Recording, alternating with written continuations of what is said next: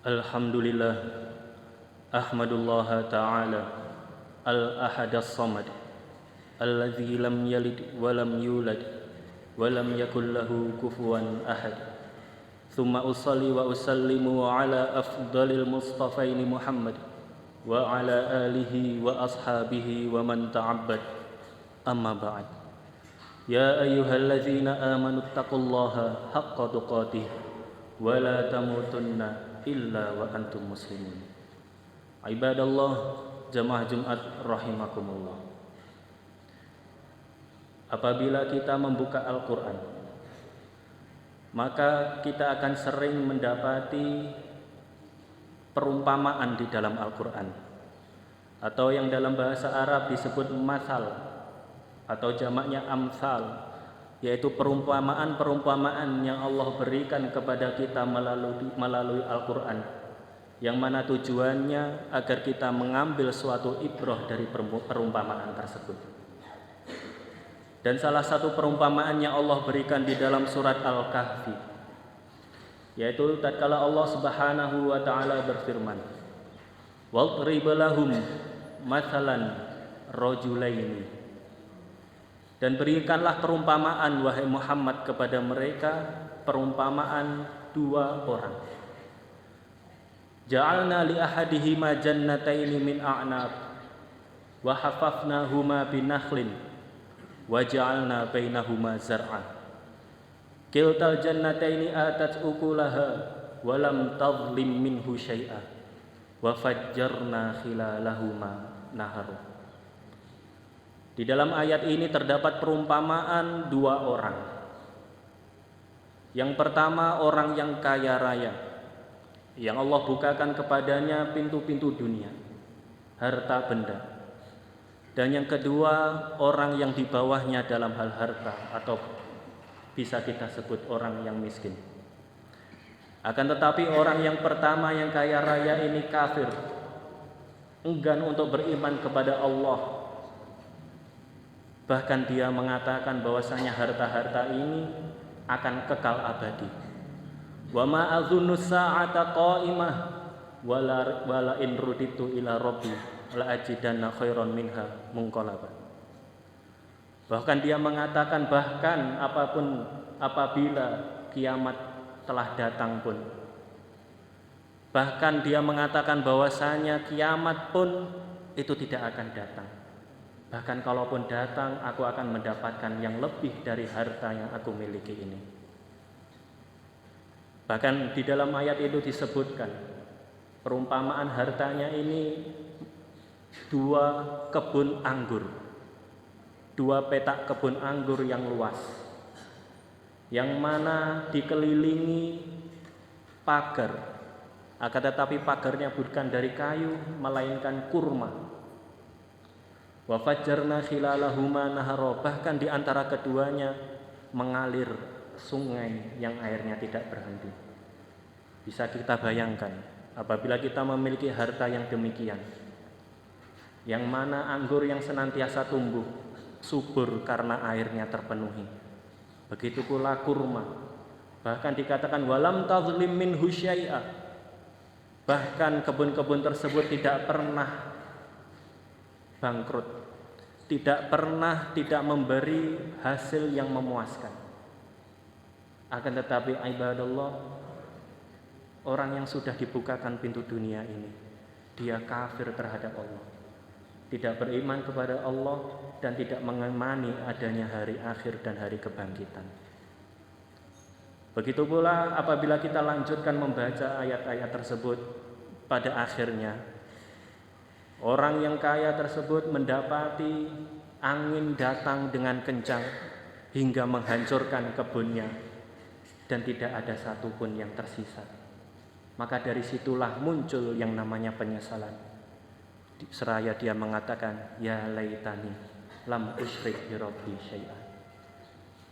Aduhai, apabila dengan penuh kepenyesalan aku ini tidak menyekutukan Allah dengan sesuatu apapun.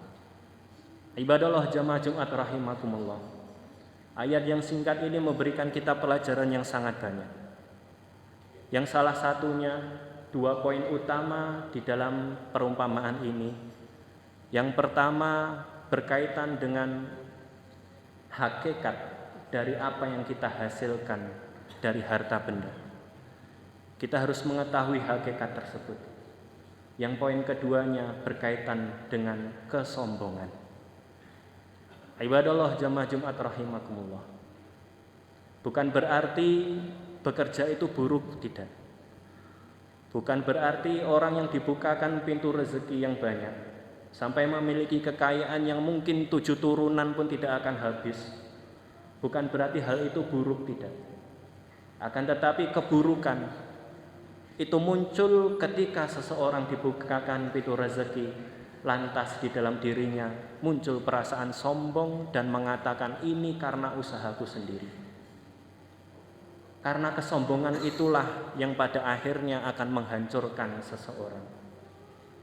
Bahkan seringkali ketika dinasihati bahwasanya hal ini haram, kita harus bertauhid, kesyirikan itu haram, dikarenakan harta yang melimpah yang dia miliki, dia merasakan sombong, bahkan enggan untuk menerima nasihat itu. Dan seringkali yang namanya manusia dengan perasaan ngeyel yang dimilikinya, dia tidak akan sadar sebelum yang dimilikinya binasa. Sebagaimana yang ada di permisalan ini. Ketika masih jaya-jayanya merasakan perasaan sombong yang ada di dalam dirinya. Akan tetapi ketika kesombongan itu membuahkan petaka, membuahkan musibah, membuahkan kehancuran pada apa yang dia miliki, barulah ketika itu terdapat penyesalan dalam dirinya. Ya, kalau penyesalannya itu di dunia, dia masih bisa bertobat. Bayangkan kalau penyesalan itu ada di akhirat, yang mana di akhirat itu adalah hari pembalasan, dan tidak ada yang namanya di akhirat hari pertobatan. Dan juga orang-orang yang zalim hanya bisa menyesal kenapa dahulu tidak mengikuti nasihat orang-orang yang beriman. Ibadallah jamaah Jumat rahimakumullah. Lantas apabila qadarullah wa ma syaa fa'al, Allah membukakan kita pintu rezeki yang sangat mudah, membukakan pintu rezeki dari berbagai arah, lantas kita mendapatkan harta yang banyak. Lantas apa benteng atau kita katakan apa pagar yang bisa membentengi kita dari perasaan sombong ini? Maka ini menuju ke poin selanjutnya, bahwasanya kita harus mengetahui hakikat dari hasil yang kita dapatkan. Ibadallah jamaah Jumat rahimakumullah. Yang namanya manusia dalam mendapatkan hasil, katakan harta, hasil berupa uang ataupun emas, maka poinnya yang dia harus lakukan yang untuk mendapatkan hasil tersebut, yang pertama karena dia memiliki kemampuan, dan yang kedua karena ada kemudahan jalan sehingga dia mendapatkan hasil yang melimpah itu. Yang pertama kemampuan, yang kedua kemudahan jalan. Sebagai contoh, seseorang yang memiliki kemampuan untuk memasak, dia memasak, kemudian dia icipi masakan tersebut, dia merasakan oh ini sudah enak, kemudian dia jual ke khalayak ramai, dan ternyata orang-orang menyukai resepnya, orang-orang menyukai selera kita, maka di sini kita dimudahkan. Kita memiliki yang namanya kemampuan dan juga kita dimudahkan. Dan yang perlu kita ketahui bersama, bahwasanya kemampuan dan juga kemudahan jalan itu dua-duanya dari Allah Subhanahu wa ta'ala. Kita merupakan seorang arsitek yang bisa membuat, merangkai dan mendesain bangunan yang sangat indah dan sangat mahal. Itu karena kita memiliki akal, kita memiliki pemikiran yang mentereng, dan kemampuan ini juga diberikan oleh Allah Subhanahu wa ta'ala. Begitu pula ketika kita bekerja, kita memiliki kemampuan untuk A, B, C, dan juga kita dimudahkan dalam usaha bisnis kita bertemu dengan kolega. Dari satu kolega kenalan, dikenalkan dengan yang lain, dengan rekan bisnis yang lain. Pada akhirnya usaha kita lancar dan juga besar. Nah, dan jalan yang dimudahkan ini juga tentunya dari Allah Subhanahu wa Ta'ala. Maka sebab dan akibat dari harta yang kita dapatkan itu semuanya berasal dari Allah Subhanahu wa Ta'ala. Maka yang dari apabila kita mengetahui hakikat dari apa yang kita dapatkan, maka sejatinya apabila kita ingin menyombongkan apa yang kita miliki, bukankah sangat tidak pantas untuk kita bersombong? Sangat tidak pantas apabila kita berbangga diri menganggap bahwasanya semuanya ini merupakan usaha murni dari kita. Tidak. Semuanya kemampuan ini dari Allah, dan kelancaran dalam bisnis, kelancaran dalam bekerja itu semuanya juga dari Allah Subhanahu wa Ta'ala. Bisa kita bayangkan kita memiliki kemampuan yang sangat tinggi, akan tetapi di tengah jalan kita kecelakaan, kita kehilangan akal, kehilangan tangan, apakah kita bisa berusaha? Tentu tidak.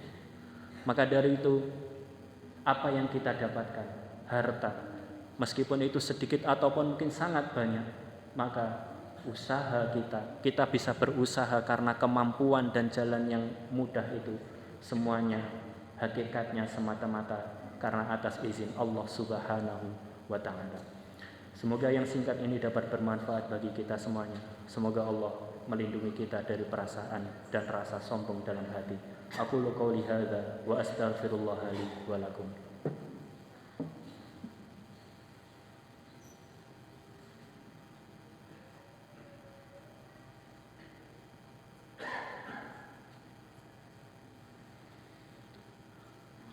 Alhamdulillah, ahmadullah ta'ala al-ahad as-samad alladzi lam yalid wa lam yulad wa lam yakul lahu kufuwan ahad. Tsumma usalli wa usallimu ala afdalil mustafaini Muhammad wa ala alihi wa ashabihi wa man ta'abbad. Amma ba'd.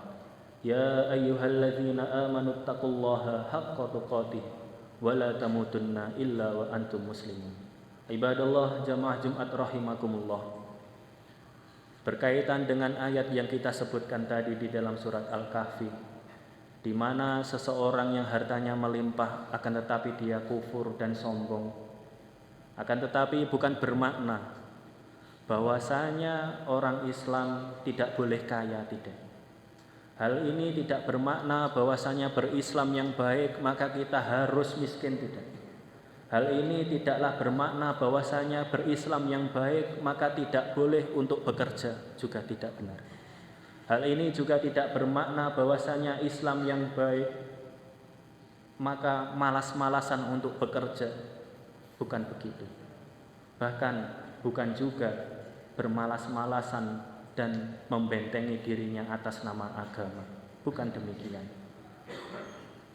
Maka dari itu, hal ini menarik kita kepada pembahasan, yaitu mengenai zuhud. Zuhud. Apa itu zuhud? Makna zuhud yang sangat mudah untuk kita ketahui adalah dunia itu ada di dalam genggaman tangan dan bukan berada di dalam hati. Maka sebagaimana penjelasan para ulama bahwasanya zuhud itu merupakan amalan hati, merupakan amalan hati. Dan bisa jadi orang yang dibukakan pintu rezeki yang melimpah, harta yang melimpah sangat banyak, akan tetapi dia merupakan orang yang paling zuhud. Sangat mungkin dan pasti ada dan sudah ada. Siapa di antaranya? Para sahabat. Para sahabat Rasulullah tidak semuanya miskin. Abu Bakar orang yang kaya. Bahkan di dalam sejarah Abu Bakar ketika memeluk Islam, kekayaannya 40.000 dirham, sangat banyak. Begitu pula sahabat Abdurrahman bin Auf, pedagang, sahabat yang pintar dalam berdagang dan juga kaya raya. Begitu pula Utsman bin Affan radhiyallahu taala anhu, mereka orang-orang yang kaya raya. Bahkan dari para ulama kita menemui Abdullah bin Mubarak yang dikatakan sebagai ulama yang kaya raya. Akan tetapi mereka semuanya merupakan orang-orang yang zuhud. Bahkan Abdullah bin Mubarak membuat kitab, membuat buku yang tebal yang diberi judul Az-Zuhdu. Apa itu Az-Zuhdu?